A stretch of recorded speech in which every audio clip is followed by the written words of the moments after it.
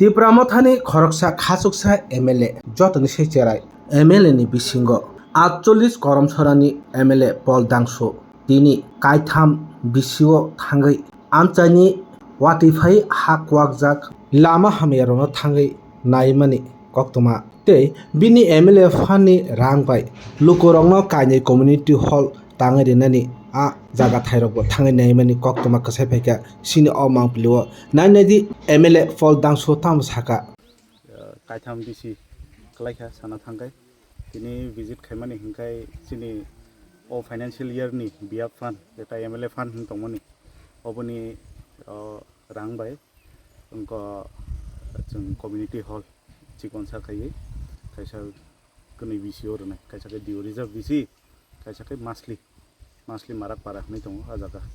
बरक आगिनि सिमि सानमानि हिंखाय मासलि बाजाराव हिंखाय cremation centre बरक सकनानि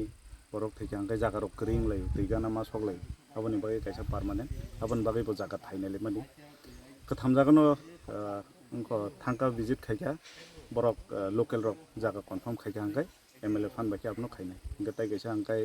जों उनको नायका लामा जेटा 2023 जेपुर आं इलेक्टेड नंगै फायका आफुरनि सिमि चाइतक मानि हयतो डिपार्टमेंट नि फान काया हयतो कोनो एकटा जंजाल तंगै माखना ताइबैसा ताकलाय फानong सितong हनै ताकलाय बताइसा प्रपोजल रoi एस्टिमेट खाइबै ताइबैसा कतालखै सबमिट खाइनान बागै अब विजिट खाइनान। इस रथ यात्रा के पावन अवसर पर स्वर्ण कमल ज्वेलर्स लेकर आया है स्वर्ण वर्षा 1 जुलाई से 25 जुलाई तक। अपना पुराना गोल्ड उसकी प्योरिटी के हिसाब से कंप्लीट वैल्यू पर एक्सचेंज कीजिए। पाइए गोल्ड ज्वेलरी के मेकिंग चार्ज पर 30% ऑफ और डायमंड ज्वेलरी के मेकिंग चार्ज पर 100% ऑफ। हर परचेज पर अशोर्ड गिफ्ट्स भी और सिर्फ बिल अमाउंट का 25% पे करके अपना गोल्ड रेट आज ही बुक कीजिए। तो इस रथ यात्रा खुशियों के साथ बचतों की भी हो स्वर्ण वर्षा। स्वर्ण कमल ज्वेलर्स, विश्वास, गुणवत्ता और बेहतरीन डिजाइन का नाम। Terms and conditions apply.